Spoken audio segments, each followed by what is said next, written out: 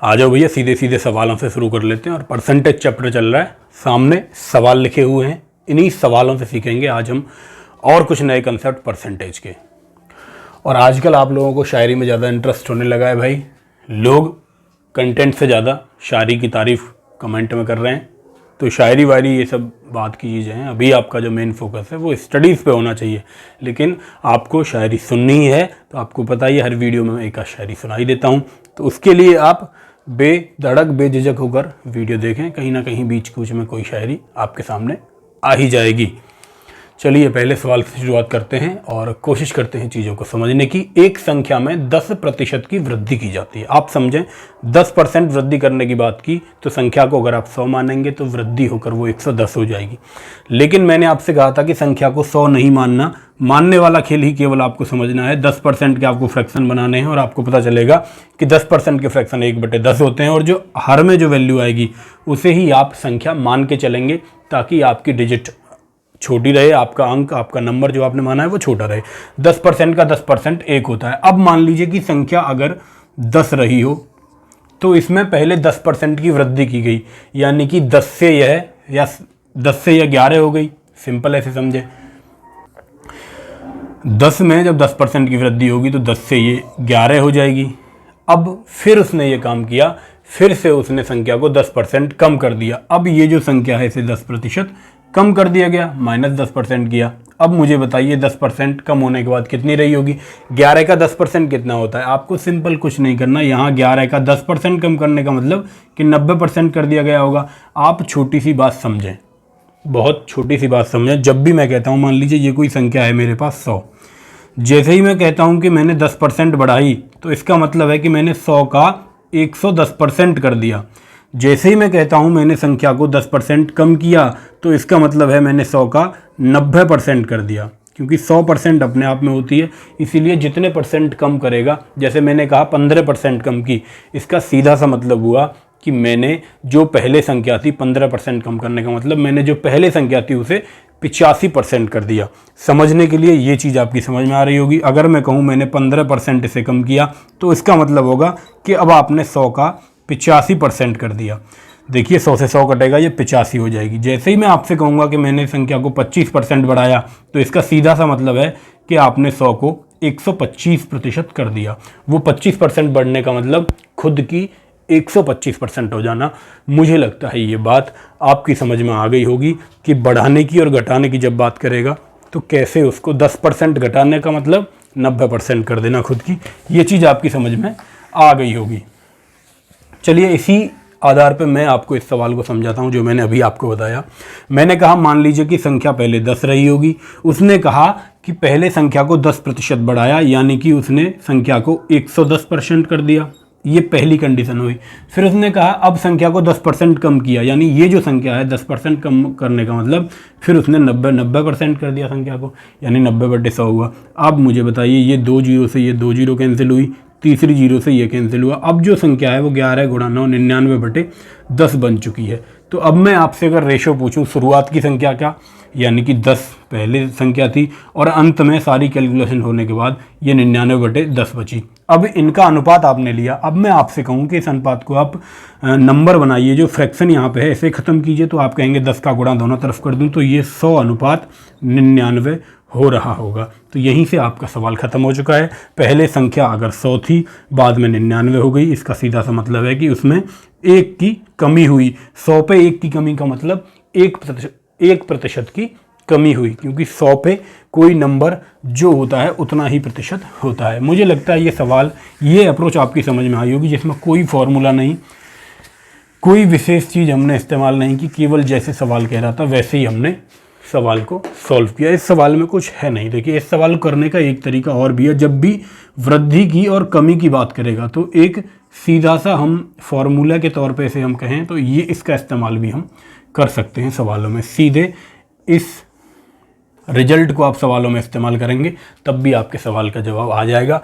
Plus minus का मतलब यही है, जब वृद्धि करेगा, जब दोनों में वृद्धि करे, दो बार वृद्धि करे तो दोनों जगह प्लस आएगा, दोनों बार वो कमी की बात करे तो माइनस में ही वो जोड़ेंगे, लेकिन एक बार वृद्धि की बात करे एक बार कमी की बात करे तो दोनों जगह माइनस आएगा। ये आपकी समझ में आया होगा। अब इस सवाल को करके देखते हैं। पहले 10% की वृद्धि हुई तो +10, फिर 10% की कमी हुई तो -10। क्योंकि इसमें कमी हुई है तो यहाँ पर आपको कन्फ्यूजन होगा, प्लस आएगा माइनस आएगा, तो उनका गुणा करके देख लें। प्लस माइनस का गुणा माइनस होता है, और यहाँ x गुणा वाई, यानी कि दोनों कमी और वृद्धि, यानी 10 गुणा 20, 10 गुणा 10, क्योंकि दोनों जगह 10 है, बटे 100। ये आपने देखा एक बार कटा, ये आपस में कैंसिल हुए, तो आपने देखा -1 आया।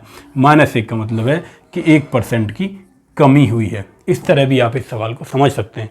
मुझे लगता है अब आपकी समझ में ये अप्रोच आ गया होगा, ये सवाल आ गया होगा। कैसे डायरेक्ट रिजल्ट से इस सवाल को सॉल्व करना है ये भी आपकी समझ में आ ही गया होगा। मान लीजिए कहीं आप अप्रोच भूल जाएं तो इस रिजल्ट का इस्तेमाल करके सवाल को सॉल्व कर देंगे, और कहीं आपकी समझ में ये रिजल्ट ना आए एक्स वाई वाला, तो वहाँ आप अप्रोच से सवाल करेंगे। फिर से कोशिश करते हैं इसी चीज़ को समझने की सवाल नंबर 2 के माध्यम से। दूसरे सवाल में सवाल ने कहा कि एक संख्या को पहले 10% बढ़ाया गया। 10% का मतलब 1/10 होता है। आप चाहें तो संख्या को 10 मान लें, या फिर और अच्छा तरीका मैं आपको बताता हूं इसे मानने का। 10% का मतलब 1/10 होता है। वहीं सवाल में दूसरी चीज़ दे रखी है 20%, यानी कि 20% का मतलब होता है 1/5। तो इसे मानने का जो सबसे बेस्ट अप्रोच है वो ये है कि यहाँ पर 5/में है, यहाँ पर 10/में है। एक बार आपको 1/10 करना पड़ेगा। 1/10 से मतलब कि 1 बढ़ा के 11/10 करना पड़ेगा। एक बार 6/5 करना पड़ेगा, यानी एक बार 10 रहेगा अपन में, एक बार 5 रहेगा, एक बार 10 से काटेंगे, एक बार 5 से काटेंगे, तो फ्रैक्शन ना बने, भिन्न ना बने। उससे बचने के लिए आप डायरेक्ट 50 मान लें। माना कि 50 पहले संख्या थी, मैं आपको 50 मान के भी दिखाता हूं और आपको 10 मान के भी दिखाता हूं कि सवाल पे क्या फ़र्क पड़ता है। यहाँ मैंने माना कि संख्या 10 थी, यहाँ मैंने माना कि संख्या 50 थी। देखते हैं क्या प्रभाव पड़ता है रिजल्ट पे, क्या प्रभाव पड़ता है सॉल्यूशन पे। संख्या को पहले 10% बढ़ाया गया। आप मुझे बताइए 50 को 10% बढ़ाने का मतलब है कि उसे खुद का 110% कर देना। पहली कंडीशन ये हुई। अगर आप संख्या को 10 मानते हैं तो 10% बढ़ाने का मतलब 10 का 110% कर देना। सिंपल सी बात। फिर उसे 20% और बढ़ाया गया। अब फिर से 20% बढ़ाएंगे, यानी खुद का 120% कर देना, यानी खुद का 120% आपने इसे कर दिया। यहाँ मैं आपको दो चीज़ें अलग अलग इसलिए बता रहा हूँ ताकि मैं समझा पाऊँ मानने के गेम को। आप कुछ भी माने, आप यहाँ 1 मान लेते, 100 मान लेते, 1000 मान लेते, x मान लेते, y मान लेते, तो भी सवाल आपका सॉल्व हो जाता। कोई दिक्कत उससे नहीं आती। दिक्कत आती प्रोसेस में, दिक्कत आती स्टेप बढ़ते और कम होते। उन्हीं चीज़ों को हमें समझना है कि सही संख्या हमें माननी कैसे है। सवाल कह रहा है मूल संख्या में कुल कितनी वृद्धि हुई। भाई क्योंकि दोनों बार बढ़ाया है तो वृद्धि होगी, ऑटोमेटिक सी बात समझ में आती है। अब मुद्दा ये है कि क्या कितनी वृद्धि हुई। देखिए ये 2 जीरो से ये 2 जीरो अगर मैं ख़त्म कर दूं तो 1 जीरो से ये 1 जीरो खत्म होगी, 5 से ये 2 बार कटेगा, 2 से ये 6 बार कहेगा। आप कहेंगे अब संख्या 66 बन के तैयार हुई। जो पहले 50 थी अब 66 हो गई। आप इसे चाहें तो ऐसे लिख लें, 50 से 66 हो गई अनुपात के रूप में। 50 से बड़ी 66, तो आप कहेंगे कितनी बड़ी। मैं कहूँगा भैया ये 16 बड़ी। कितने पे, किससे तुलना करवा रहा है, 50 से, क्योंकि शुरुआती संख्या कितनी है, 50 है। बड़ी कितनी, 16, तो 16 कितने पे बड़ी है, 50 पे। तो इसीलिए देखेंगे 50 का 16 कितना प्रतिशत है। जब आप इसकी परसेंटेज वैल्यू निकालेंगे तो 50 से काटेंगे 2 बार और आप पाएंगे कि 32% ये बढ़ा। एक तरीका ये हुआ सवाल को सोल्व करने का, 50 मानकर। जब हम 10 मान रहे थे तो कैसे होगा, 2 जीरो से फिर 2 जीरो खत्म हुई, जीरो से ये जीरो खत्म हुई। आपने पाया कि यहाँ पर मिला आपको 12 गुणा 11/10, 12 दाम का 120, 120 और 12 आपने देखा 132/10 ये संख्या हो गई। फाइनल रिजल्ट इतना हुआ। आपने देखा फाइनल रिजल्ट यहाँ सीधा नंबर आ रहा था 66, यहाँ अपॉन में आ गई वैल्यू। तो आप इससे घबराएंगे नहीं। आप कहेंगे पहले संख्या 10 थी, बाद में 132/10 हो गई। आप इस फ्रैक्शन को हटाएंगे। आप क्या करेंगे, फ्रैक्शन को हटाने के लिए 10 से गुणा करेंगे। 10 दाम का ये 100 हुई, ये 132 हुई। आप मुझे बताइए 100 से 132 हुई, यानी कि 32 की वृद्धि हुई, और 100 पे ही वो वृद्धि निकालनी है तो 32% की वृद्धि हुई। ये हुआ तरीका मानने का। कोई फर्क नहीं पड़ा सवाल के उत्तर पे। आपका सवाल बहुत आसानी से सॉल्व हो गया। अब इसी चीज़ को जिस रिजल्ट से मैंने बताया था एक्स वाई वाली फॉर्म से कैसे सॉल्व करेंगे, क्योंकि दोनों जगह वृद्धि हो रही है तो जो फॉर्मूला मैंने बताया उसमें हर जगह प्लस आएगा। एक्स यानी 10, दूसरी जगह वाई यानी 20, फिर प्लस करेंगे 10 गुणा 20/100। आप सीधा इस रिजल्ट में पुट करेंगे। 2 जीरो से 2 जीरो खत्म हुई, यहाँ पर 2 बचा, ये पूरा 2 के बराबर हुआ, और ये 30 हुआ। 30 और 2 जोड़ा आपने 2, 32 हुआ प्लस का, यानी कि 32% की वृद्धि ओवरऑल उसमें हुई।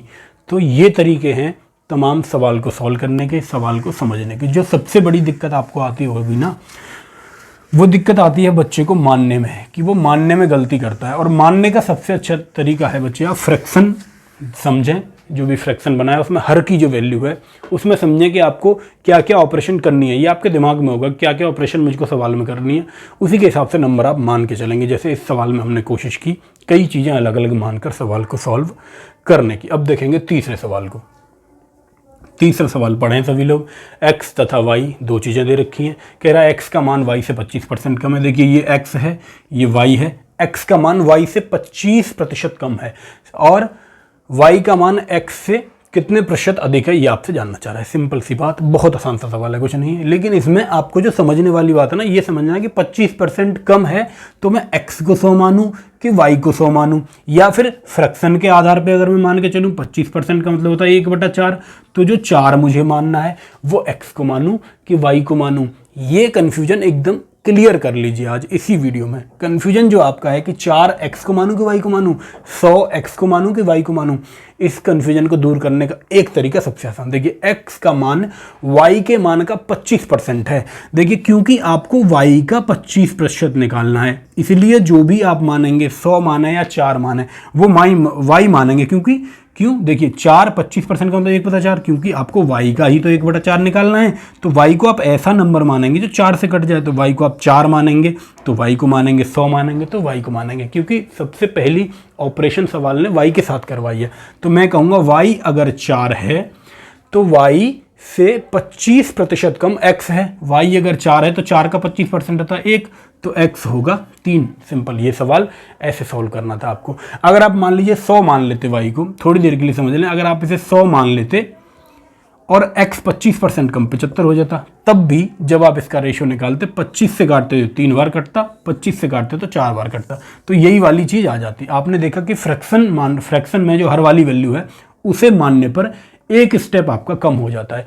इसलिए हम कोशिश करते हैं कि 100 भी ना मान के फ्रैक्शन के हर वाली वैल्यू माने, जिससे हमारा सवाल और आसान हो जाए। ये चीज़ें आपकी समझ में आई होंगी, ये मैं आशा करता हूँ। ये है सॉल्यूशन सवाल का जो पेपर में किया जाता है। ये x y से 25% कम है तो y x से कितना अधिक है। अब एक बात समझे, y x के मान से कितना अधिक है, तो 1 अधिक है। किसके मान से? x के मान से। तुलना किससे करवा रहा है? x से। तो x पे परसेंटेज हम इसका देखेंगे कितना प्रतिशत है। तो 1 किससे अधिक है? 3 से।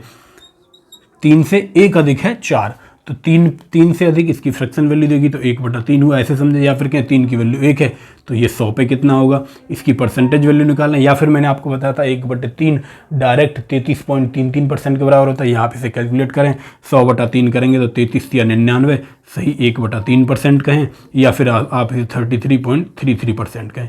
मैंने आपको बताया भी था जब मैं पहली वीडियो में बता रहा था कि 33.33 आपके लिए इंपॉर्टेंट है। इसे आप डायरेक्ट याद कर लें कि ये 1/3 के बराबर होता है। क्यों मैं ये ऐसा कह रहा हूँ, जब कोई सवाल फंसेगा तो आपको इसकी वैल्यू अहमियत समझ में आएगी। इस सवाल का उत्तर 33 सही 1/3, यानी कि कौन सा सवाल था ये? तीसरा सवाल था, यानी option A will be the right answer of this question. अब बच्चे चलते हैं चौथे सवाल पे। मुझे लगता है कि वो सारी बेसिक बातें जो मैं आपको समझाना चाह रहा था आप इन 2-3 सवालों के माध्यम से समझ गए होंगे। अब सवाल को डायरेक्ट जल्दी से ख़त्म करने की कोशिश करेंगे। जोसेफ की आय को 10% कम कर दिया जाता है। 10% का मतलब 1/10 बटे में 10 आया। मैंने कहा जोसेफ की जो आय है वो शुरुआत में मान लीजिए 10 रही होगी, 10% कम कर दिया गया, यानी पहले 10 थी तो अब 10% कम होने के बाद वो 9 हो गई होगी। अब आपसे जानना चाह रहा है कि उसकी आय को पूर्व स्तर पर लाया जाए, यानी बढ़ा के 10 किया जाए, तो उसमें कितने प्रतिशत की बढ़ोतरी अनिवार्य है। कितने प्रतिशत बढ़ाना पड़ेगा? आप कहेंगे 1 बढ़ाना पड़ेगा। कितने पे? 9 पे। 9 पे 1, इसी का आपको परसेंट वैल्यू निकालना है। तो 1/9 मैंने आपको बताया था 11 से 1/9% ये होता है। कैसे होता है? 9 का भाग देंगे 100 में, 9 1 9, 9 1 9, बचा 1, 1/9, या फिर आप इसे 11.11 भी कह सकते हैं। ये भी मैंने आपको बताया था कि इंपॉर्टेंट ये नंबर है आपके लिए, ये आपको याद होना चाहिए सीधा, क्योंकि आपको पता होना चाहिए 1/9 की वैल्यू 11.11 के बराबर होती है। आगे सवाल में किसी में काम आएगी तब आपको समझाऊंगा। आशा करता हूँ ये सवाल समझ में आ रहे होंगे, कैसे आपको सवाल को 5 सेकंड में पेपर में ख़त्म करना है।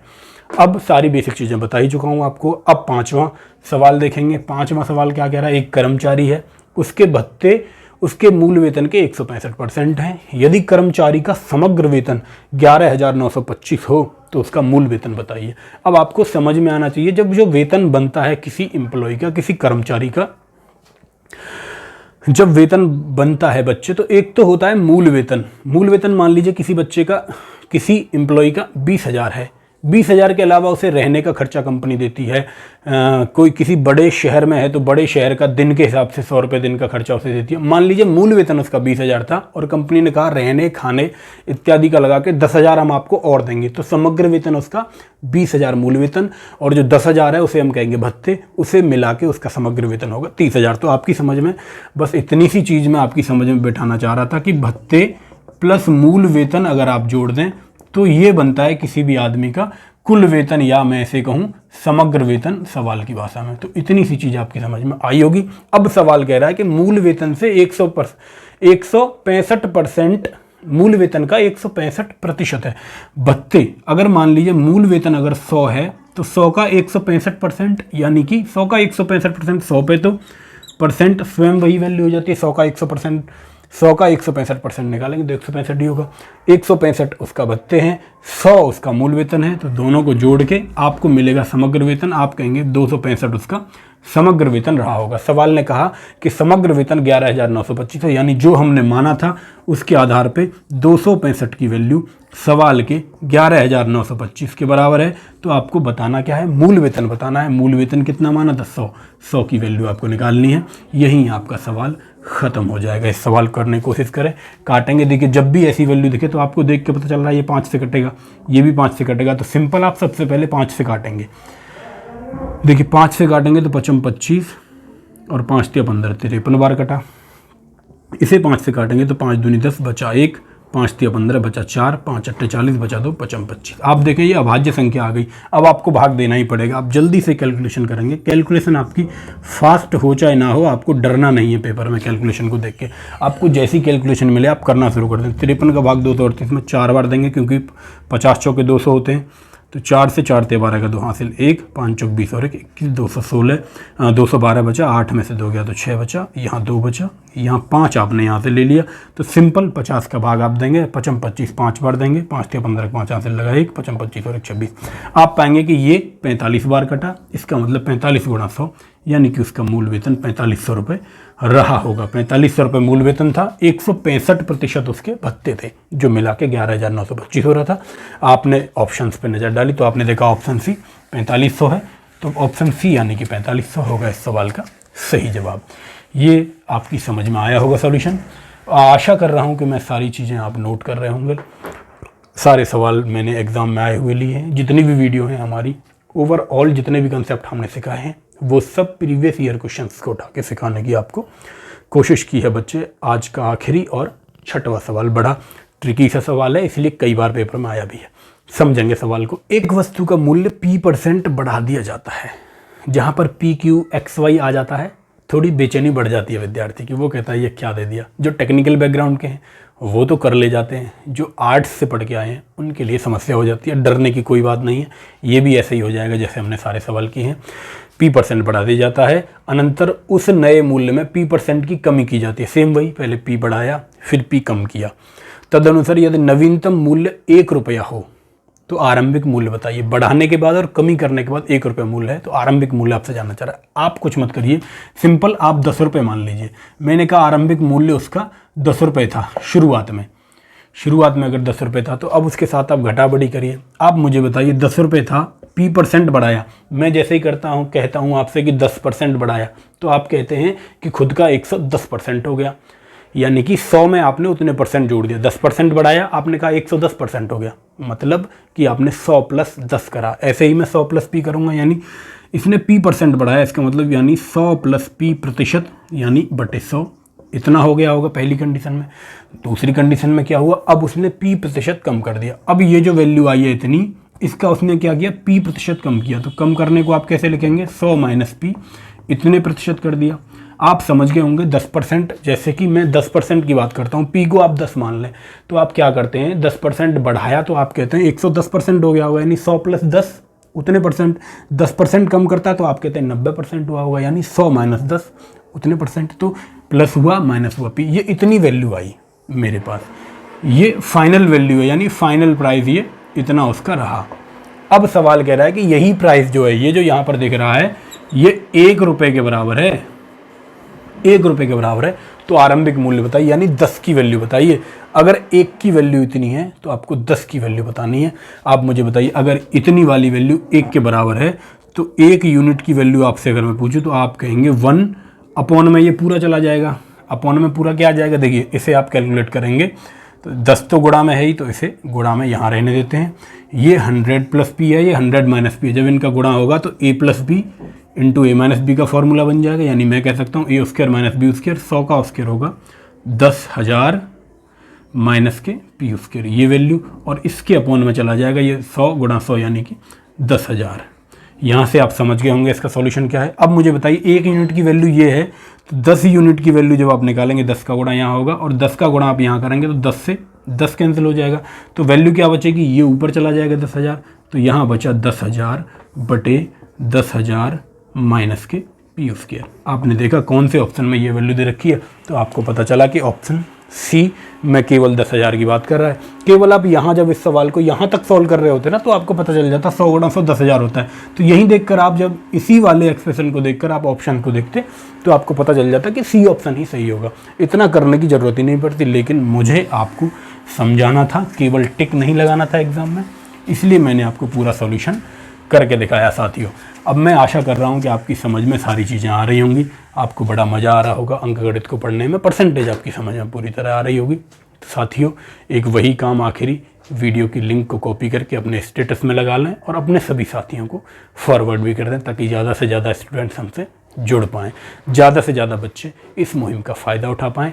चलिए इन्हीं सब बातों के साथ आज की वीडियो ख़त्म करते हैं। कल आपसे फिर मिलेंगे नई वीडियो में नए कंसेप्ट के साथ। तब तक के लिए सभी साथियों को जय हिंद।